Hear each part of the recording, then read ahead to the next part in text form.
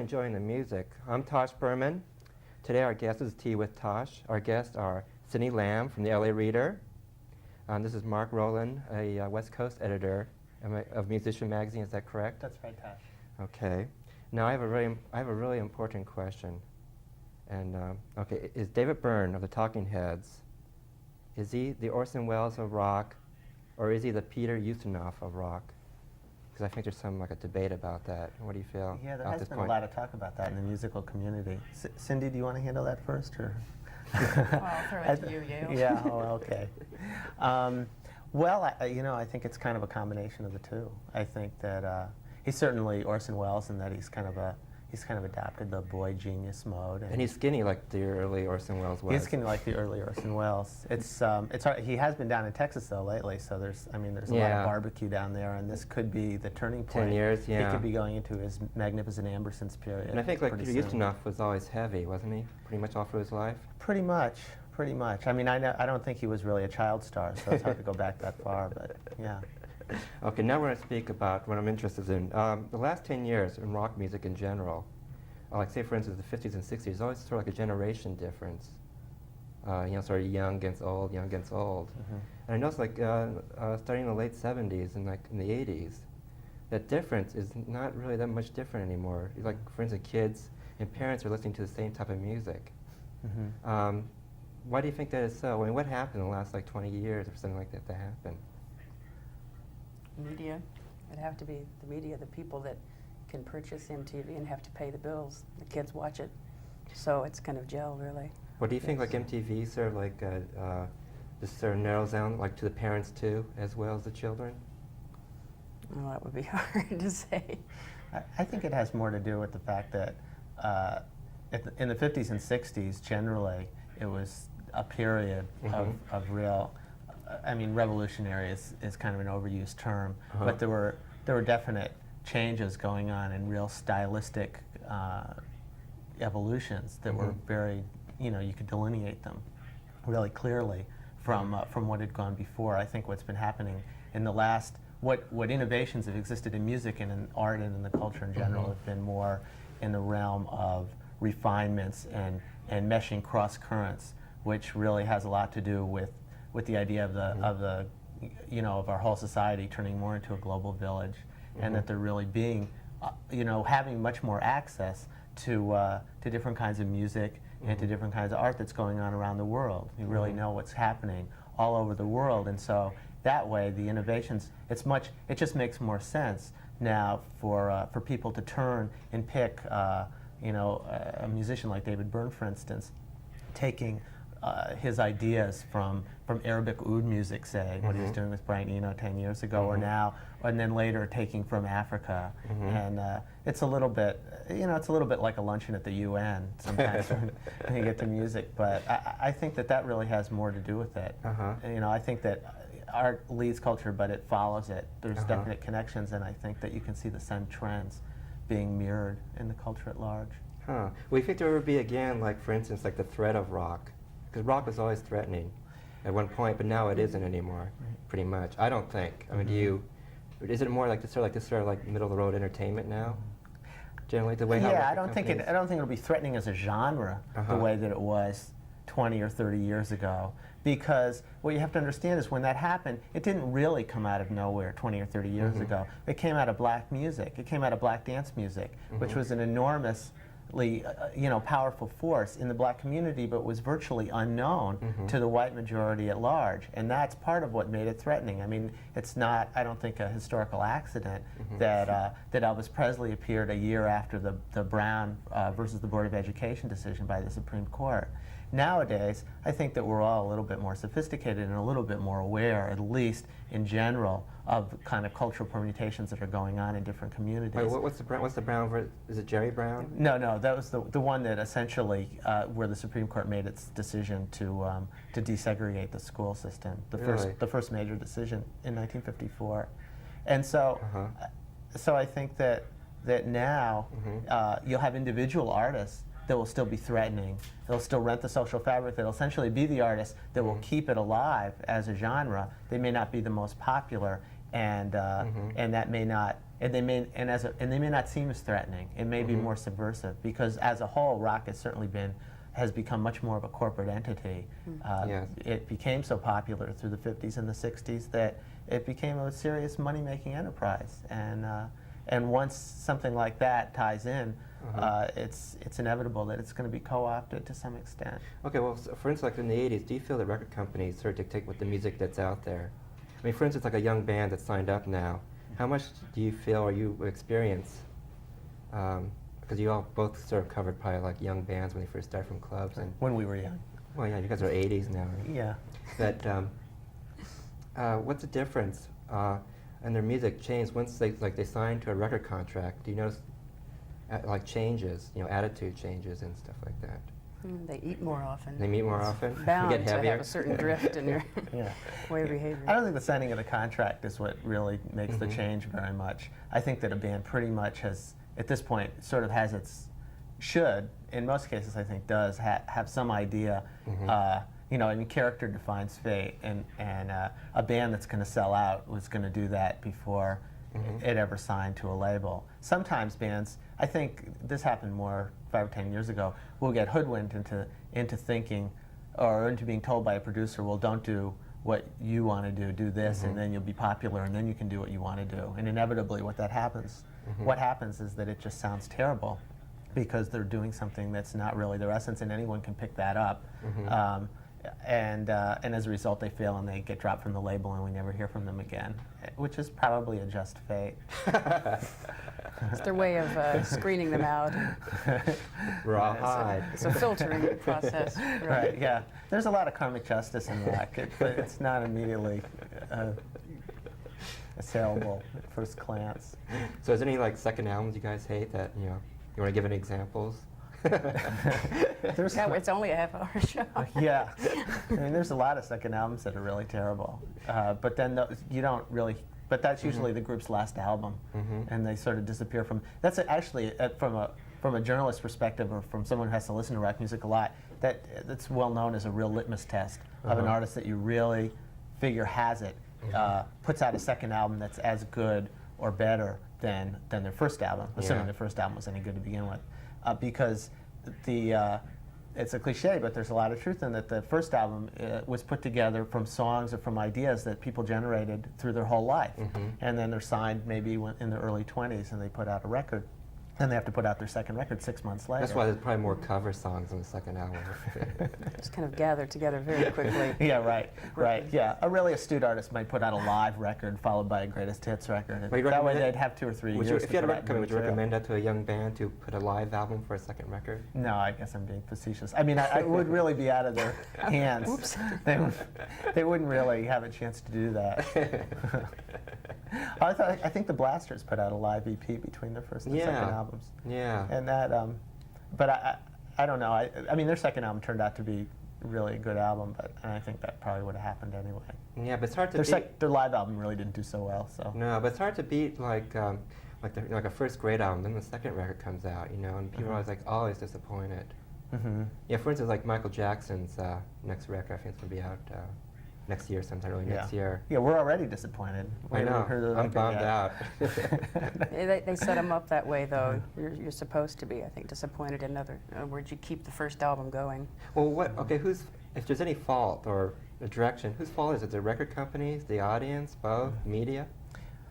It's a group project, isn't it? Yeah, I mean, I think everybody has to share responsibility in that respect. But I think usually the biggest problem is the way that it's set up for a young band. If they put out a record, the next thing they have to do is tour to support the record, and which in itself is probably a reasonable course of action. So that because up until the point that the first album came out, they probably have only had some sort of local audience or local following.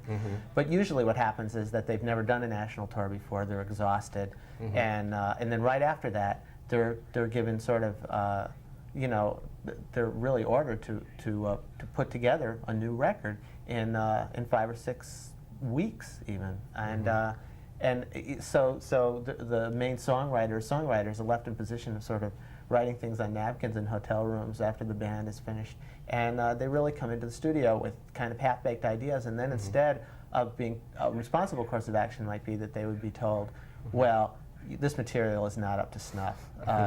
Go back and work on it, and we'll see you in a year.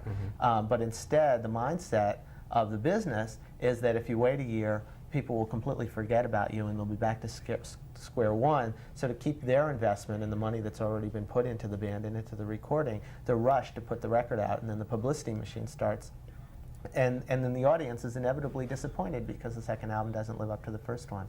It's an occupational hazard for bands, and I don't really have a solution to it, except that I think in a few cases, in a few progressive cases, some record companies, or in certain cases within the company, they're smart enough to realize that they should slow down and feed it. I notice with some successful artists, the successful artists are smart enough to do that. You notice Cyndi Lauper, who had a really surprisingly successful record, just capitalized and did off videos and off singles, and spent almost 3 years between the time that album came out and the one that's just come out about a month and a half ago. Now that's a good example. How well is her new album doing? I mean, is it doing like really well compared to? Well, it's still not as good as the first album. So There's too much staying power to knock that down. yeah, I think that she's fallen victim to a second one, which is that she's built up an image that's so great that it's very difficult for her to try something that's very new to crack the image, or to push it into a new direction. But so the album is kind of an elegant holding action, really, more than a breakthrough or a fresh start in any way. And I think that's what the artists that are really great and are really the ones that others feed off are the ones that take it, that from album to album really refocus their energy, and obviously it's still their statement, but it's done in completely new ways. I mean, I think Prince would be the most obvious example just of thinking somebody Prince. like that. Yeah, he's kind of interesting because he just does totally the opposite. Like Purple Rain, and then Around the World in One Day. What was it? Yeah. The exact title is was totally the complete opposite. And it was like sold like 3 million copies instead of 25 million at Purple Rain. But like everybody said, well, the album like stiffed. 3 million copies. That's right. Yeah, it's always what the success of an album is always measured in terms of the units sold relative to the previous album. In Prince's case, though, I think it was a conscious decision for him to undercut the kind of popularity which he knew he couldn't. It would be virtually impossible for any artist to keep up that level that he'd attained with Purple Rain, and so he immediately followed it with another record. But there's not that many artists, A, that would ever get as popular as Prince, and that B, would have the kind of creativity and prolific direction to follow it up right away. I'm sorry. No, I was watching the Rock and Roll Evening News. Yes. And Richard Blade said the new Billy Idol album will make him the new Prince. Well, the new Billy Idol record is really good. Well, is he going to make him the new Prince? Have you heard it? White Prince. He could be the The next White Prince. Well, he's really white too, isn't he? Yeah, he'd be more like a white knight, I think, than a white prince. I think that, well, Billy's another one who spent 2 or 3 years working on the record. And I think that it will be a big breakthrough for him because up to now, I think he's really been perceived essentially as an image. He's a poster. And he's actually very, turns out from this record, at least my own assessment, is that he's a very musical person, and that it is a very listenable record. And I think what audiences and the press and people that follow the music in general love is to watch an artist or a performer grow up in public, because it gives you the sense that you're part of the process. Yeah, it's funny. It's funny you mention it because, like, I've been following, like, for instance, like Elvis Costello, which I'm born the same date and year. Well, it's. And I'm not surprised. Yeah, I'm not either. I know, it's so strange. I'm surprised. Are you surprised? Somebody's got to do it. And it feels great, like reading interviews with him, because he says he's matured, And I said, well, I feel this as matured as Elvis now.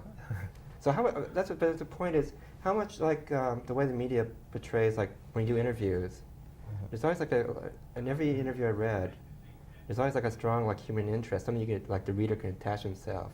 Like, for instance, like Tina Turner. I can see somebody saying, yeah, I sort of feel.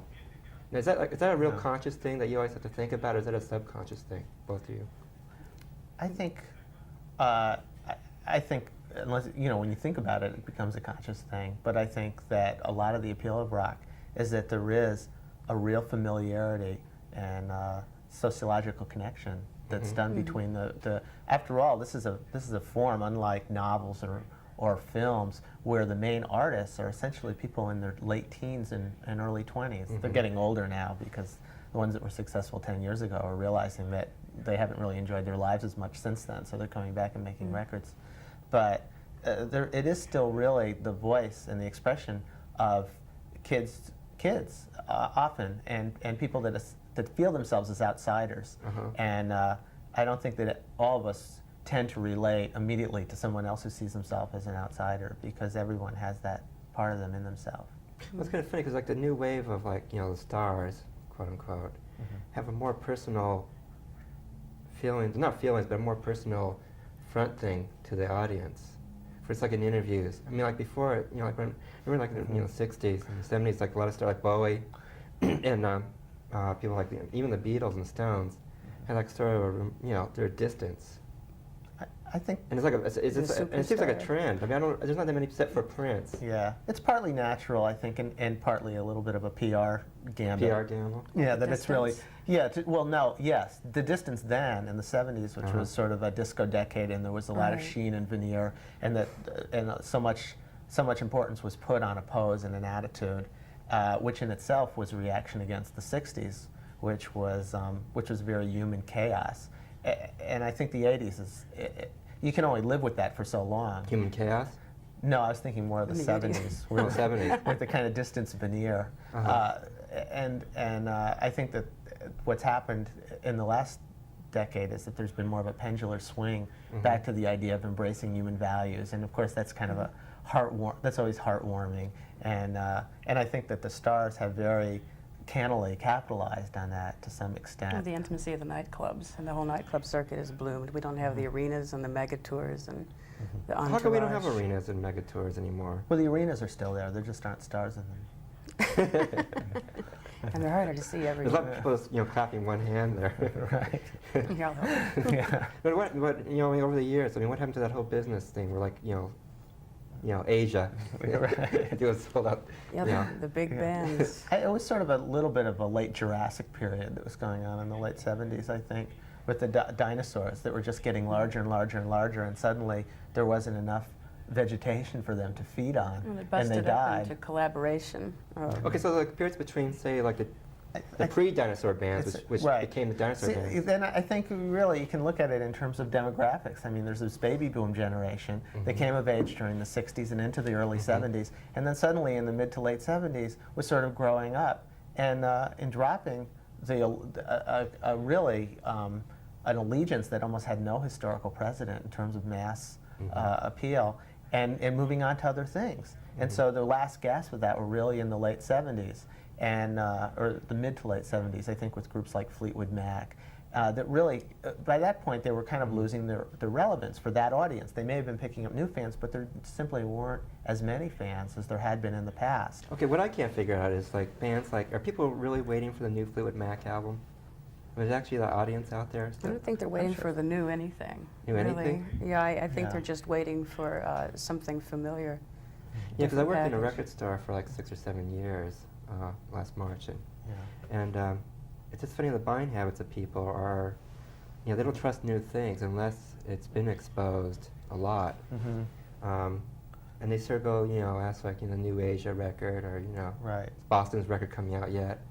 Yeah, I don't think that. It's kind of a scary thought when you think about it. It's like, you know, these 16-year-olds who bought the first 2 Boston albums, and they didn't buy anything, you know, till the new Boston album came out. Right. Nothing.